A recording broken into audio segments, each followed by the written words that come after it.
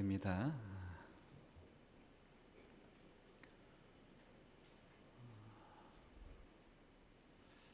오늘 우리가 읽은 이 본문은 야곱의 생애 가운데 아주 중요한 사건으로서 야곱이 야뽕 나루에서 천사와 밤이 새도록 씨름한 내용입니다. 이 씨름 이후에 야곱의 이름이 이스라엘로 바뀝니다. 원래 이름인 야곱은 그의 출생의 과정에서 쌍둥이 형 에서의 발꿈치를 잡았다 해서 야곱, 발꿈치를 잡았다가 뜻입니다. 그것은 의역이 되면 그의 생애를 특징 짓는 속이는 자라는 뜻입니다. 근데 오늘 이 씨름 이후에 그의 이름이 바뀌는데 이스라엘, 이것은 하나님과 겨루어 이긴 자, 쉽게 설명하면 하나님과 맞짱 떠서 이긴 놈, 이런 뜻입니다. 분명 오늘 본문의 내용은 야곱의 생애 속에서 가장 중요한 전환점이 되는 내용입니다. 오늘 이 중차대한 이 본문을 가지고 야곱의 생애 속에 깊이 개입하신 하나님의 신실하심을 살피면서 그 하나님의 신실하심이 오늘 이 시대를 살고 있는 우리들에게 어떤 유익이 되며 그 신실하심을 따라 야곱과 같이 이스라엘로 변화된 저와 여러분이 어떤 삶의 자세를 가지고 살아야 되는지에 대한 교훈을 받도록 하겠습니다. 먼저 이 내용을 잘 이해하기 위해서는 오늘은 특별히 좀 배경을 좀 살필 것입니다. 배경을 잘 이해해야 오늘 성경 본문이 오해되지 않고 우리에게 원래 의도하던 본 의도로 이 말씀이 우리 가운데 들려질 것입니다. 씨름을 하기 배경까지 잠깐 제가 구두로 설명을 좀 드리죠. 우리 야곱의 이야기는 지난주부터 시작했습니다. 25장부터 매일 한 장씩 읽으면서 야곱의 이야기가 시작되었는데 우리가 지난주 살핀 대로 야곱이 교활함으로 인하여 간교함으로 인하여 형을 속이고 형의 장자의 명분을 갈취했습니다. 그리고 이번 주중에 있는 성경 본문 가운데는 장자의 명분을 가지고 이번에는 아버지를 속여서 장자의 축복을 다 받아냈습니다. 그런 이후에 그에게 찾아오는 것은 장자의 명예 때문에 오는 축복이 아니라 장자의 명분을 속여 갈취한 그 일 때문에 형의 진노와 노여움을 사서 결국 피난길에 오르게 됩니다.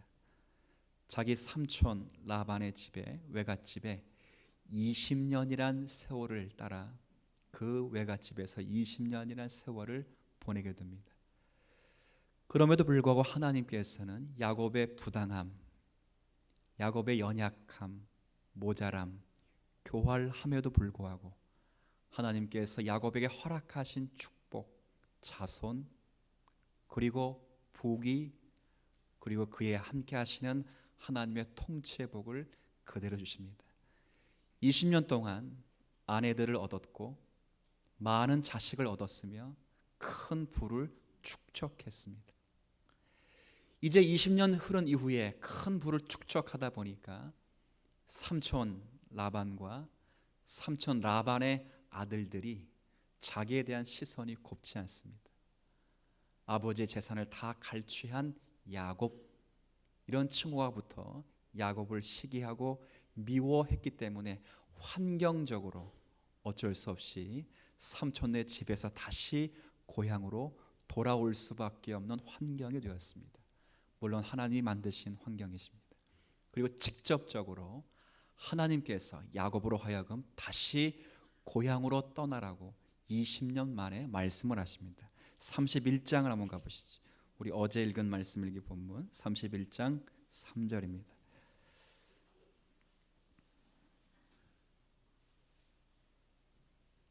31장 3절 한번 제가 읽지요. 여호와께서 야곱에게 직접 말씀하십니다. 이제 피난길 떠나온 지 20년이 지난 이후에 내 조상의 땅, 내 족속에게로 돌아가라. 내가 너와 함께 있으리라. 누가 이렇게 말씀하셨다고요? 하나님이 직접 야곱에게 말씀하십니다. 그러니까 환경적으로 떠날 수밖에 없는 환경을 조성하게 하신 것뿐만 아니라 직접 음성을 통해서 떠나라고 말씀하십니다. 13절에도 동일한 말씀이 반복됩니다. 31장 13절 나는 베델의 하나님이라 내가 거기서 기둥에 기름을 붓고 거기서 내게 서원하였으니, 그러니까 야곱이 이쪽에 오다가 하나님의 은혜를 발견하고 서원한 지역이 베델입니다. 지금 일어나서 이곳을 떠나서 내 출생지로 돌아가게 하셨다. 결국 하나님께서 야곱을 다시 고향으로 돌아가도록 하셨습니다. 자, 그런데 야곱은 너무 무서워서 삼촌에게 돌아가겠다는 말을 못한 채 야반 도주하고 도망쳐 나온 상태입니다. 물론 야곱이 너무 괘씸해서 자기의 식솔들을 이끌고 그 라반이 너무 괘씸해서 야곱을 쫓아갔지만 하나님께서 적극적으로 개입하셔서 결국 그 일은 일단락되고 이제 야곱은 고향으로 돌아가는 길입니다. 근데 문제는 20년 만에 외지 생활을 정리하고 큰 부를 축적하고 고향으로 돌아가는데 고향으로 돌아가는 것이 마음에 편하지 않습니다. 고향 그러면 맨 여러분이 생각할 때 늘 부모님이 계시고 대단히 낙관적이고 아름답고 늘 희망과 소망이 있는 포근함과 기쁨이 넘쳐야 될 고향인데 이 고향을 찾아가는 야곱의 마음은 심히 괴로움과 불안과 두려움이 있습니다. 왜 그럴까요? 누구 때문에 그럴까요? 20년 동안 복수의 칼을 갈고 있는 누구 때문에 그렇다고요? 에서 때문에 그렇습니다. 야곱의 상황을 잘 보십시오. 지금 라반이 너무 무서워서 야반 도주했습니다. 그리고 뒤로도 못 가고 앞으로도 못 가는 것은 거기 고향엔 지금 누구 있다고요? 자기를 죽이려고 기다리는 에서가 있습니다. 지금 이러지도 못하고 저러지도 못하는 진퇴양난의 상황에 있습니다. 도중에 야곱이 너무 마음이 답답해서 자신들의 사자 전가를 보내서 에서가 지금까지 20년이 지나는 이 시점에도 자기에 대해서 적개심을 가지고 있는지 아니면 그 마음이 누그러졌는지를 살펴보도록 먼저 전가를 보냈습니다. 근데 그 전갈, 그 사자가 뭐라 답했는지 32장 6절 말씀 한번 보시죠. 32장 6절입니다.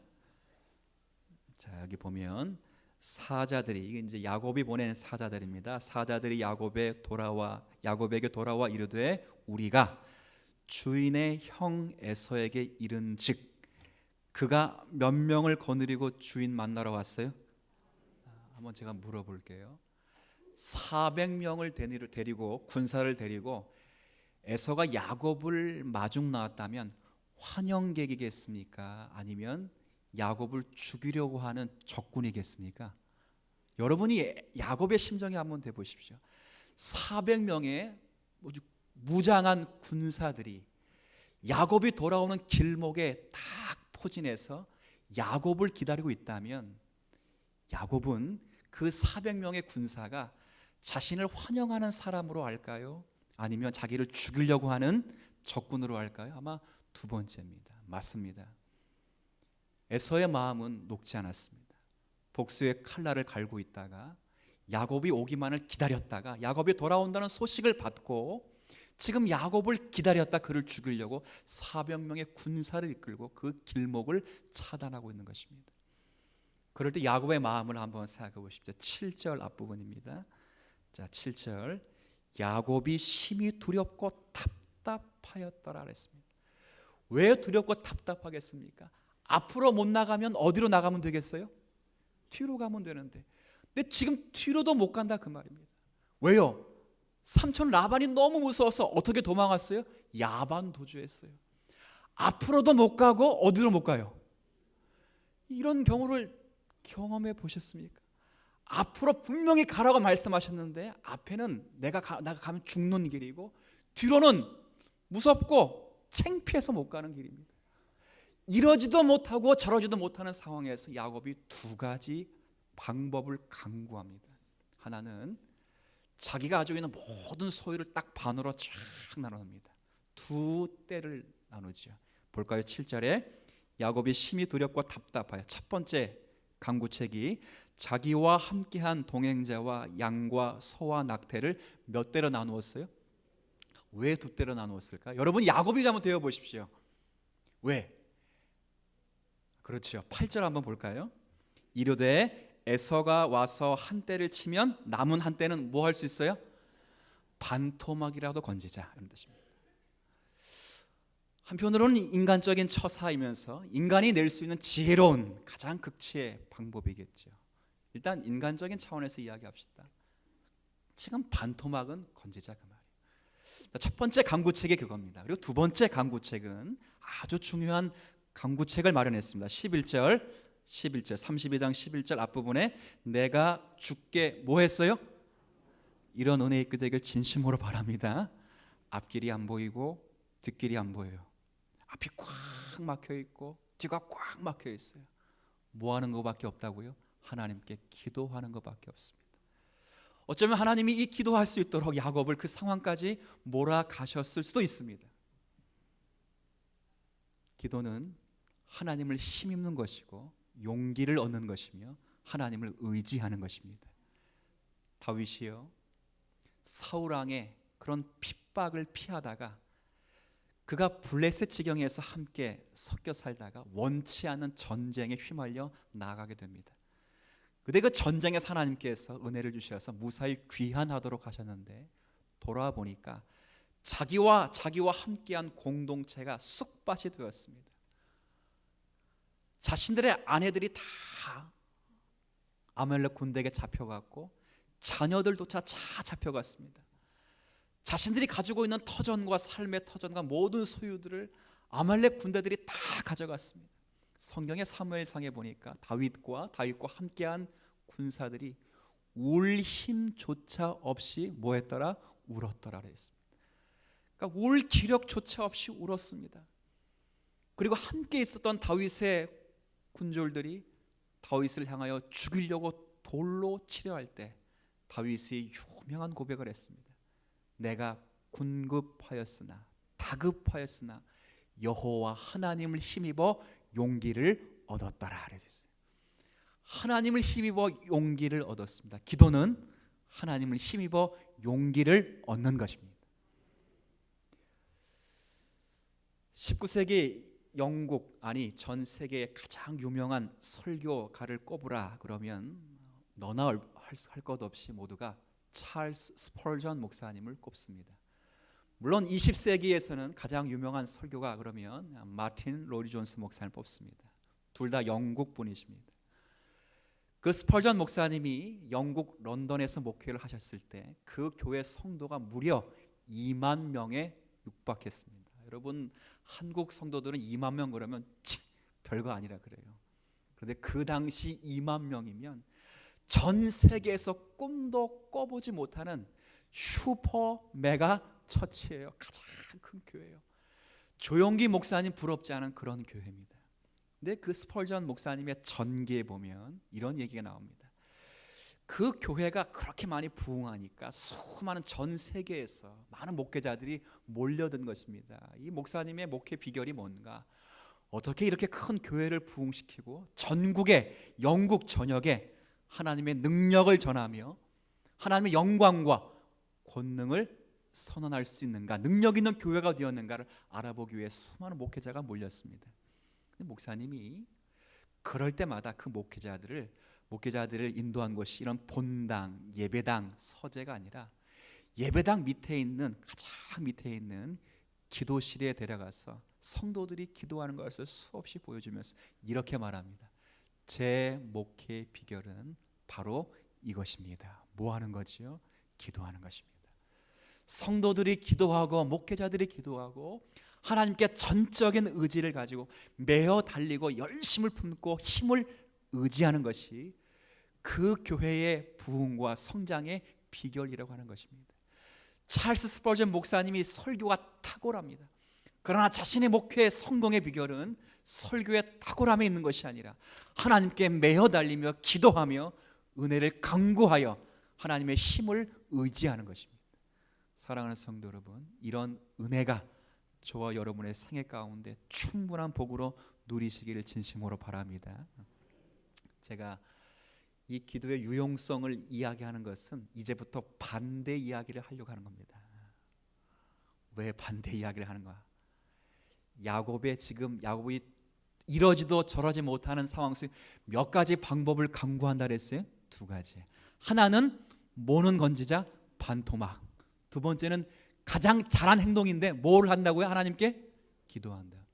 근데 오늘 제가 이 이야기를 하는 것은 조금 전까지 기도의 유용성을 이야기했는데 지금부터는 이 야곱의 기도가 의심쩍습니다. 그러기 위해서 제가 말씀을 드린 것입니다. 야곱이 기가 막히게 기도하는데 이 기가 막힌 기도 속에 하나님을 정말 잘 이용하고 있습니다. 예전까지는 저 이 말씀을 읽으면서 야곱의 기도가 정말 멋있는 기도, 정말 멋있는 기도입니다. 하나님도 꼼짝달싹하지 못하도록 한 기도였습니다. 근데 이 기도를 잘 보면 야곱이 하나님을 적절히 이용하고 꾀를 내고 있는 기도입니다. 자, 이 기도 11절에 기도가 시작되는 것처럼 보이는데 이 기도는 9절부터 시작됩니다. 9절을 보십시오. 32장 9절입니다. 잘 보세요. 제가 설명을 합니다. 야곱이 또 이르되 기도합니다. 내 조부 아브라함의 하나님, 내 아버지 이삭의 하나님 여호와여, 주께서 전에 내게 명하시기를 내 고향 내 족속에게로 돌아가라고 하셨습니다. 자, 누가 고향으로 돌아가라고 하셨다는 거예요 지금? 좀 전에 31장 3절 13절 읽어봤어요? 누가 가라 그랬어요? 하나님이. 자, 그런데 이 말이 뭡니까? 하나님이 가라는 그 말씀에 순종한 결과 지금 이러지도 못하고 저러지도 못하니 이 결과는 누구 책임이라고요? 이게 얼마나 꾀가 많습니까 이 사람이. 하나님의 전능함을 의지하는 것이 아니라 난 별 책임 없다고, 난 가만히 잘 살고 하려고 하는데 하나님이 가라 했어요. 갔더니 날 주려길 찾아와요. 그건 누구 책임이라는 거예요? 하나님 책임이라는 거예요. 그리고 9절 마지막에 뭐라 말하냐? 그러니 내게 은혜를 베푸셔야 합니다. 그렇게 말합니다. 그리고 또 보십시오. 여기 10절에 되게 겸손한 듯이 기도합니다. 얼마나 겸손한지. 예전에는 이 야곱의 허수에 다 속아 넘어가서 우리도 이 기도가 얼마나 은혜스러운지 몰랐습니다.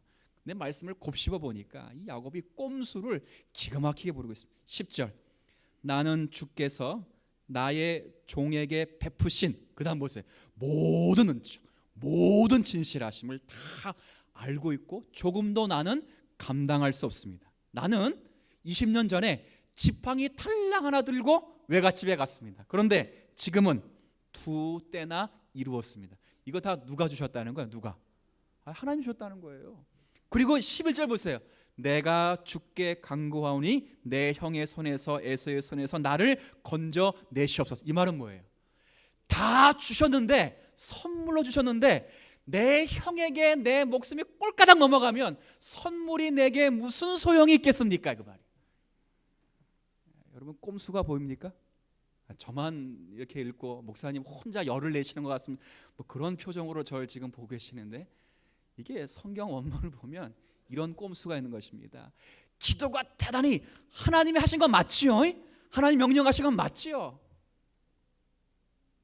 그런데 하나님이 내 목숨 걷어가면 그 선물이 안 되면 누가 명예의 실추가 되냐면 내 명예의 실추가 되는 게 아니고 누가 쪽팔리다고요? 하나님이 창피하다고요. 이 기가 막힌 꼼수를 지금 야곱이 부르고 있습니다. 원래 야곱의 이름이 뭐라고요? 속이는 자입니다. 누구까지 등쳐먹으려고 지금 그러고 있어요? 하나님까지 등쳐먹으려고. 이게 이렇습니다. 그리고 마지막에 확인 사살 들어갑니다. 12절. 자, 12절. 주께서 말씀하시기를 내가 반드시 내게 은혜를 베풀어. 그다음 보세요. 같이 읽습니다. 시작.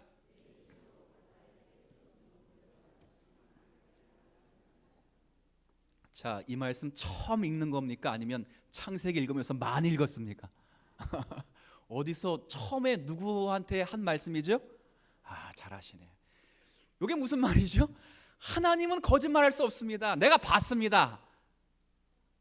할아버지에게도 그렇게 말했고, 아버지에게도 그렇게 말했고, 이제 내게도 그렇게 말했으니 하나님 꼼짝없이 하셔야 됩니다. 그 말이요. 이 기도가 잘 보세요. 내가 이렇게 말하는 이유는요, 이 기도가 야곱의 기도가 아니라 누구의 기도라는 거예요. 이게 여러분의 기도고 제 기도의 문제라는 겁니다. 이게 나중에 설명드립니다. 그렇게 기도하고 나서 나중에 야곱이 13절부터 21절, 우리가 읽지 않은 그 13절부터 21절까지 이제 자기가 예물을 준비한 것을 여러 번 나누어서 에서에게 줍니다. 그렇게 준 목적이 있어요. 20절만 제가 읽을게요. 20절. 자, 20절 제가 읽습니다. 또 너희는 말하기를, 그러니까 종들을 보낸 겁니다. 주의 종 야곱이 우리 뒤에, 에서가 야 이거 뭐냐 이렇게 말할 때 에서가 그러니까 주인의 종인 야곱이 우리 뒤에 있다 하라니, 이는 야곱이 말하기를, 자, 내가 내 앞에 보내는 예물로 형의 감정을 푼 후에 대면하면 형이 혹시 나를 뭐 한다고요? 용서하리라. 대단한 친구지요. 이렇게 지금 처사하고 있습니다. 자, 지금 이제부터 생각을 해야 됩니다. 배경은 살폈습니다. 저와 여러분이 생각을 하셔야 됩니다. 깊은 고민이 되길 바랍니다. 예배 시간만 고민하지 말고, 여러분 오늘 한 주간 살면서 제가 던진 이 고민을 여러분이 하시면서 한 주간을 보냈으면 좋겠습니다. 무슨 생각이냐? 하나님이 야곱의 기도를 들었을까요? 못 들었을까요? 그냥 편하게 말씀. 들었어요? 못 들었어요? 들었어요. 야곱의 기도 내용 자체, 팩트, 기도 내용이 맞습니까? 틀립니까? 이거 다시 설명해야 돼요. 제가 배경을 길게 설명한 이유가 있어요. 야곱의 기도 내용이 팩트로 맞아요? 틀려요? 야곱에게 잘못이 있어요? 없어요? 그러면 하나님이 뭐라 응답하셔야 되죠? 야곱아, 네 기도를 내가 잘 들었다. 진짜 잘하더라. 걱정 딱 붙들어 매라. 내가 너와 함께 할 것이고 내가 너를 복줄 것이고. 아멘 하면 안 돼요? 여기서는 예방주사 밀어넣는 거예요. 그리고 애서 고까지 거 내가 싹 마음 돌려놓을 테니 걱정 붙들어. 이렇게 응답을 하셔야죠. 왜요? 야곱의 기도를 못 들으신 분도 아니고 야곱의 기도 내용의 팩트가 아닌 것이 하나도 없습니다. 다 진실입니다. 그런데 오늘 마지막 전환점이 되는 이 시점에서는 하나님이 그렇게 응답을 안 하시고 한 번도 야곱에게 만나시기를 그렇게 하시 않은 방법으로 만나십니다. 왜요? 더 이상 야곱을 늦출 수 없기 때문에 마지막으로 야곱을 찾아가시는데 어떻게 찾아가시는가? 홀로 남기셔서 사람의 모양을 하고 씨름을 걸어 싸움하도록 찾아오십니다. 24절입니다. 32장 24절 한번 같이 읽을까요? 시작. 야곱은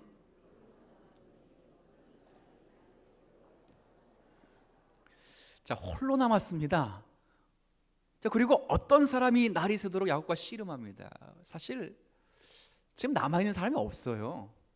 보시겠어요? 21절부터 예물은 그의 앞서 보내고 그는 무리 가운데 밤을 다 지냈어. 가족과 함께 다 지내다가 마지막에 22절에 밤에 일어나서 이제 누굴 보내냐면 아내들 보내고 여종들 보내고 11 아들을 인도해서 차근차근 다 보내고 23절에 보니까 뭐까지 보내냐면 자신이 가지고 있는 모든 재산까지 다 보냈어요.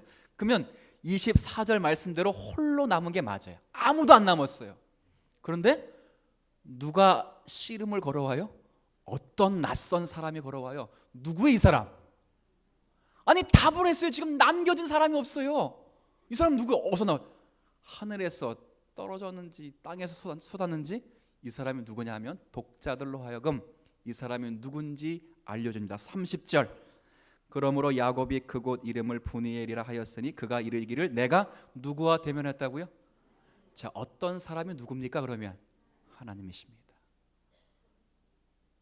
하나님께서 지금 찾아와서 야곱과 씨름을 하시는데 왜?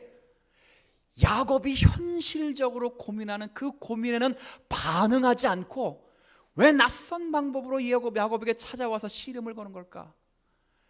야곱의 기도의 내용을 못 들었다거나 야곱의 기도의 내용이 부족했다는 것이 아니라 야곱의 기도의 내용을 다 듣고 야곱의 기도의 내용조차가 너무도 정확한데 왜 그 기도에는 응답하지 않고 왜 낯설게 찾아와서 그를 씨름하여 그와 싸우고 계시는가? 오늘 이 문제를 여러분 저와 풀어야 됩니다. 두 가지 단서가 있는데요. 하나는 우리가 지금 읽은 23절에 야곱이 어떻게 남아있다고요? 홀로 남아있습니다. 이겁니다.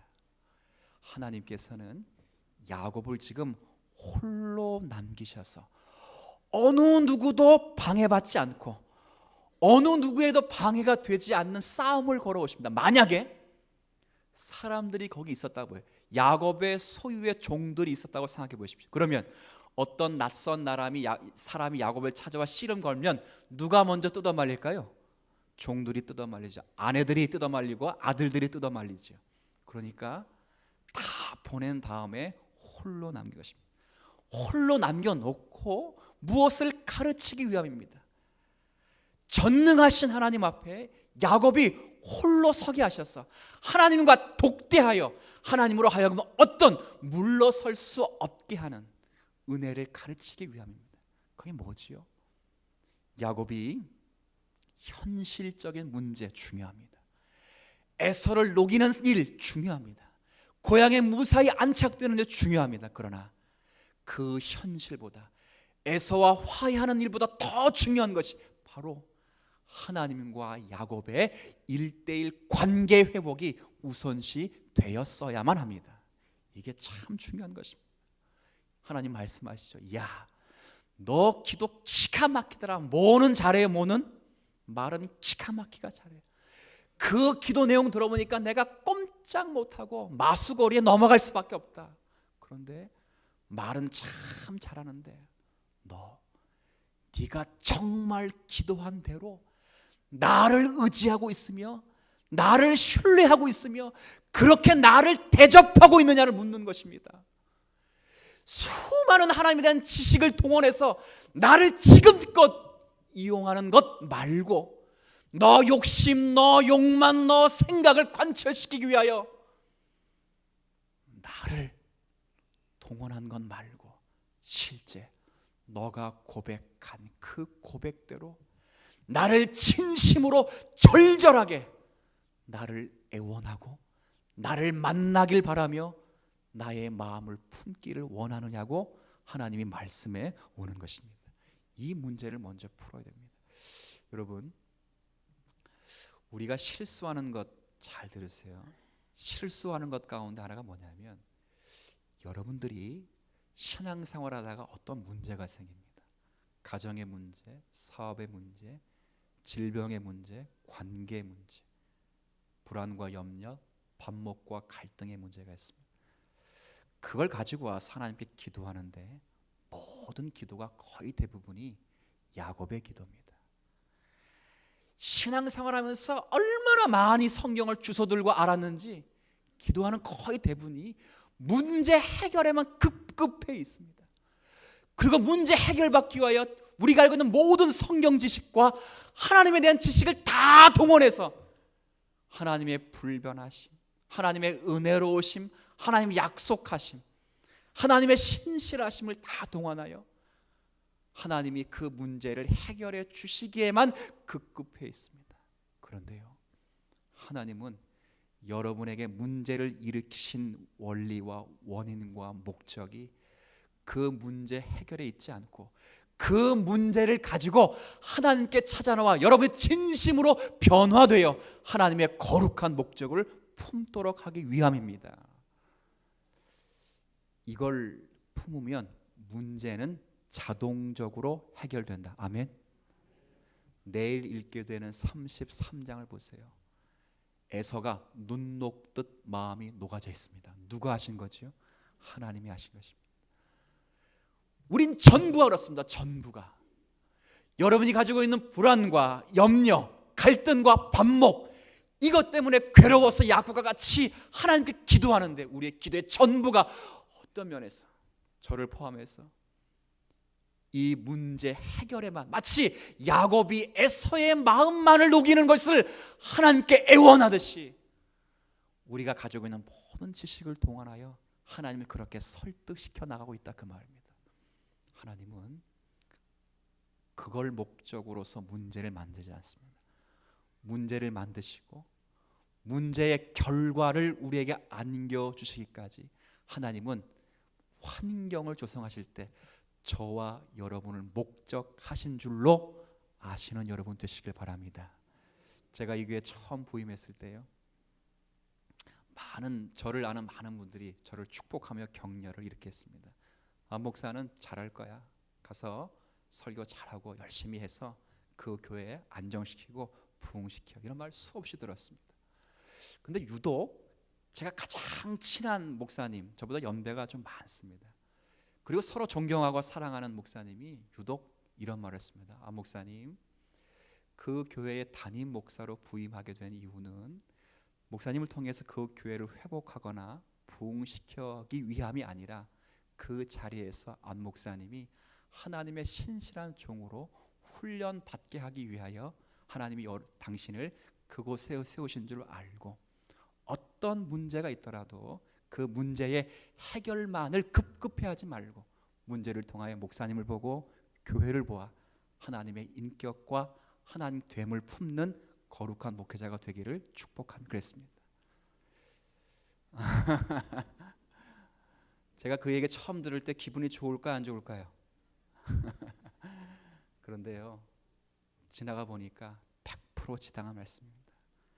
가지 많은 나무에 바람 잘 날 없다고요.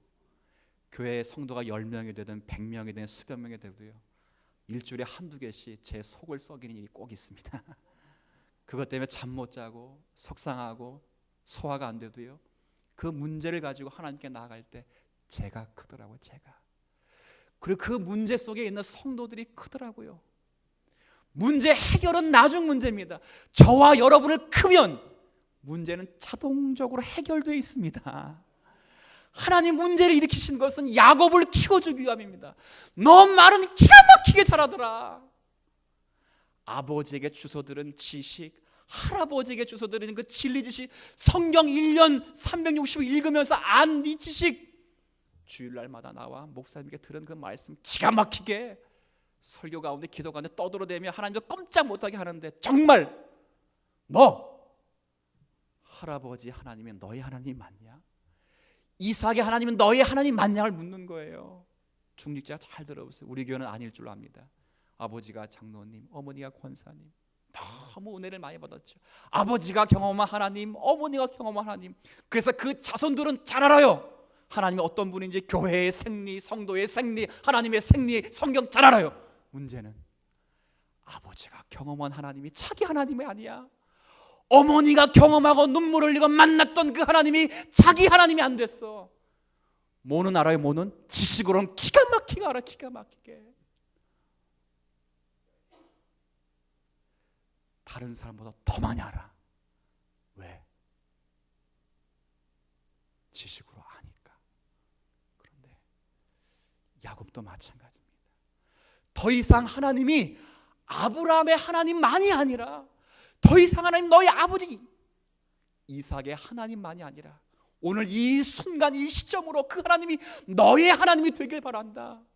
너의 생사 화복을 주관하신 하나님, 너를 창조하시고 구속하신 하나님, 너를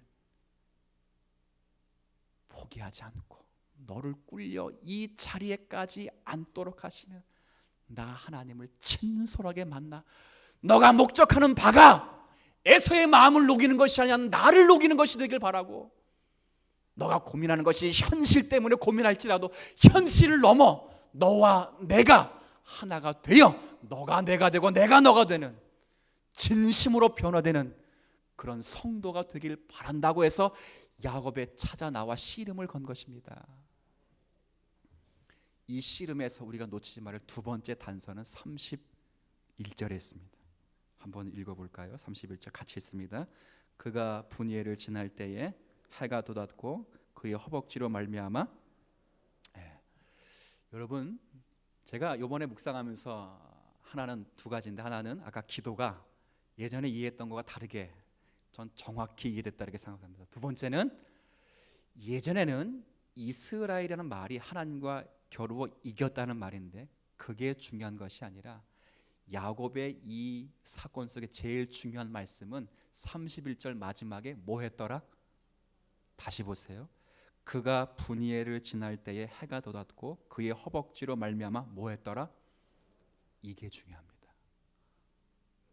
이게 참 중요합니다.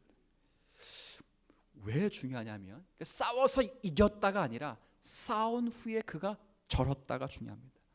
제가 주석을 읽으면서 너무 귀한 주석 말씀을 읽어서 제가 그대로 한번 읽어볼게요. 한번 잘 들어보세요. 이 구절을 이렇게 표현했어요.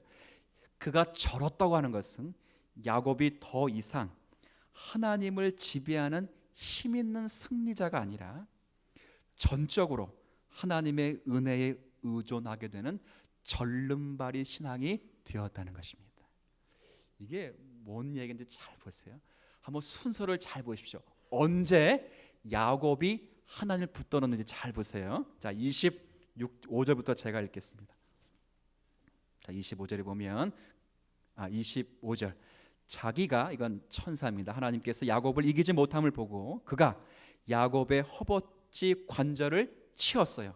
침에 야곱의 허벅지 관절이 그 사람과 씨름할 때에 어긋났습니다. 그리고 나서 바로 그 사람이 이르되 날이 새려하니 나로 가게 하라.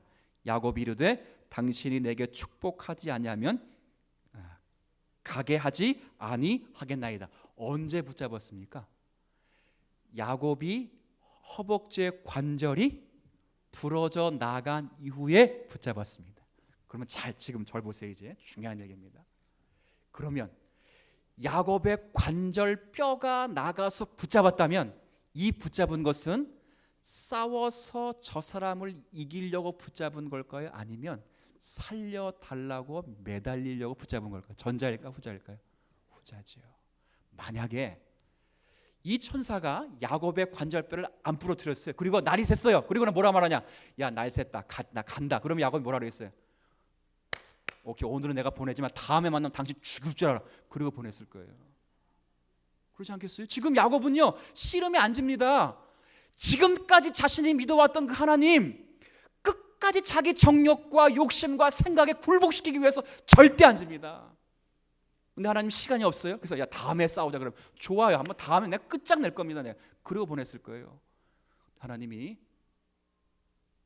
가기 전에 야곱의 허벅지를 꺾었어요.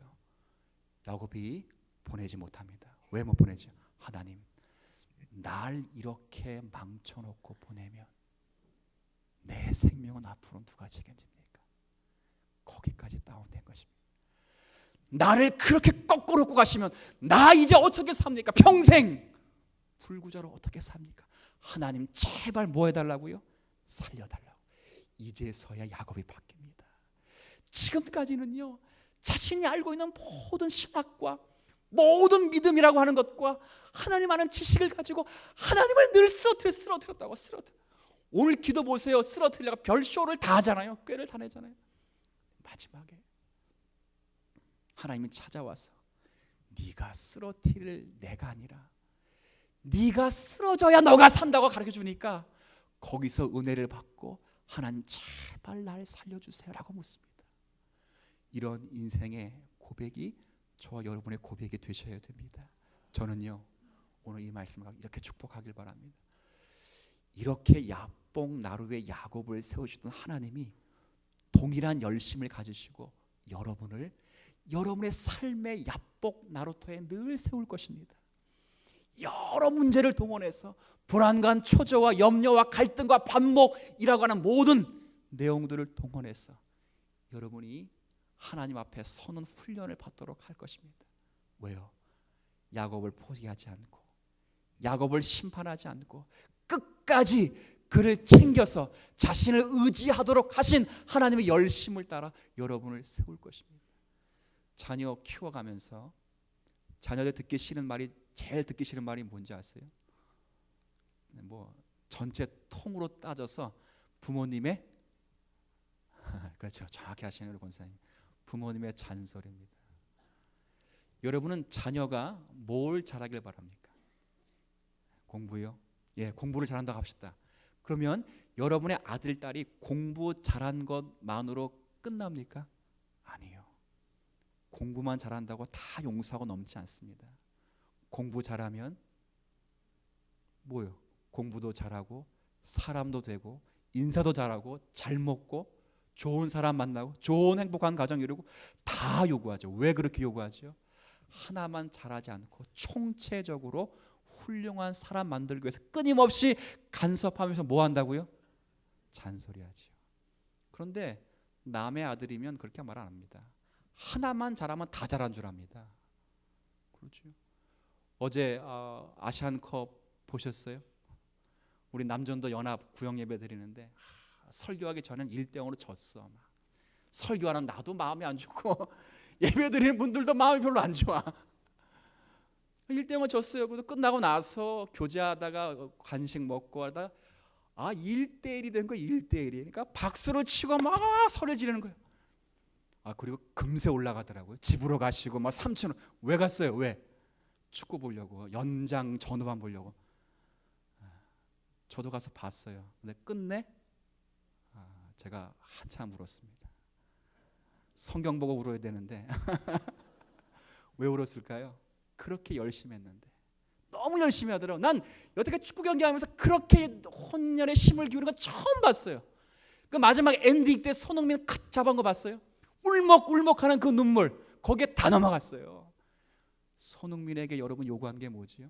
최선을 다하는 것이고 골 하나 더 넣어서 한국의 위상을 세우는 거지요. 더 이상 요구 안 합니다. 그가 누굴 만나든 연봉을 얼마나 받든 인사를 잘하든 못하든 관계없죠. 그런데 만약에 손흥민이 저와 여러분의 아들이었다 보세요.